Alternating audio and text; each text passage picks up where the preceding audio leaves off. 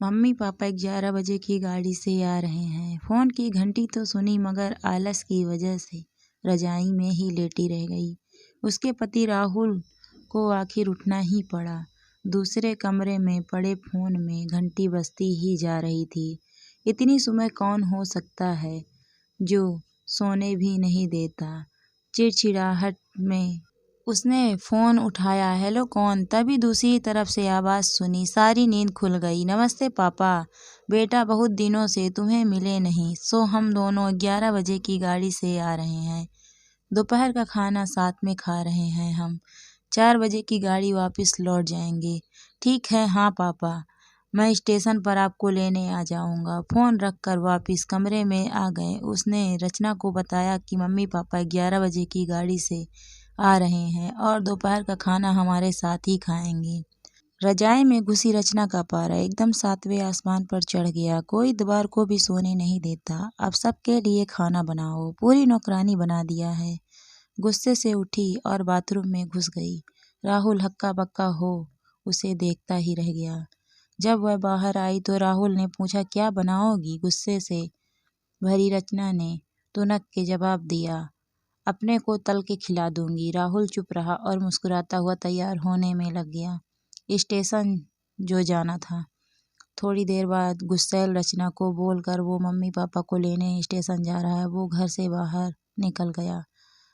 रचना गुस्से में बड़बड़ाते हुए खाना बना रही थी। दाल सब्जी में नमक मसाले ठीक नहीं है, यह नहीं की परवाह किए बिना बस करछी चलाए जा रही थी। कच्चा पक्का खाना बना बेमन से पराठे तलने लगी, तो कोई कच्चा तो कोई जला हुआ। आखिर उसने सब कुछ खत्म किया। नहाने चली गई। नहा के निकली और तैयार हो सोफे पर बैठ मैगजीन के पन्ने पलटने लगी। उसके मन में तो बस यही चल रहा था कि सारा संडे खराब कर दिया। बस अब तो आए खाएं और वापस जाएं। थोड़ी देर में घर की घंटी बजी तो बड़े बेमन से उठी और दरवाज़ा खोला। दरवाज़ा खोलते ही उसकी आंखें हैरानी से फटी की फटी रह गई और मुंह से एक शब्द भी नहीं निकल सका। सामने राहुल के नहीं उसके अपने मम्मी पापा खड़े थे, जिन्हें राहुल स्टेशन से लाया था। मम्मी ने आगे बढ़कर उसे झिझोड़ा, अरे क्या हुआ? इतनी हैरान परेशान क्यों लग रही है? क्या राहुल ने बताया नहीं कि हम आ रहे हैं? जैसे मानो रचना की नींद टूटी हो। नहीं मम्मी, इन्होंने तो बताया था, पर चलो आप अंदर तो आओ। राहुल तो अपनी मुस्कुराहट रोक नहीं पा रहा था। कुछ देर इधर उधर की बातें करने में बीत गए। थोड़ी देर बाद पापा ने कहा, रचना गप्पे ही मारती रहोगी या कुछ खिलाओगी भी?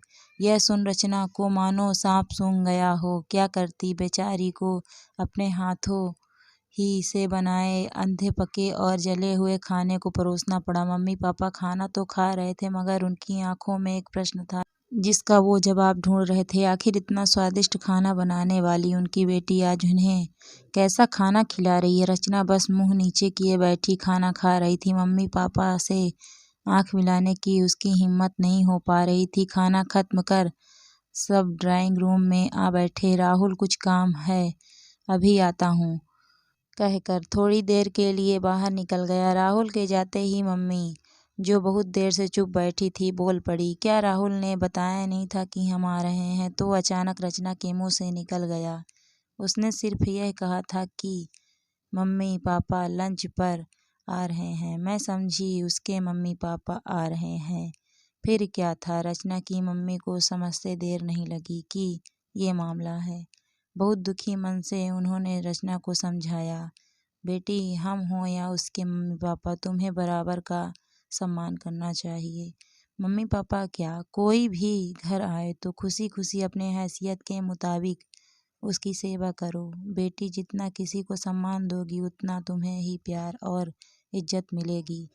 जैसे राहुल हमारी इज्जत करता है उसी तरह तुम्हें भी उसके माता पिता और संबंधियों की इज्जत करनी चाहिए। रिश्ता कोई भी हो, हमारा या उसका, कभी फर्क नहीं करना। रचना की आंखों में आंसू आ गए और अपने को शर्मिंदा महसूस कर उसने अपनी मम्मी को वचन दिया कि आज के बाद फिर ऐसा नहीं होगा।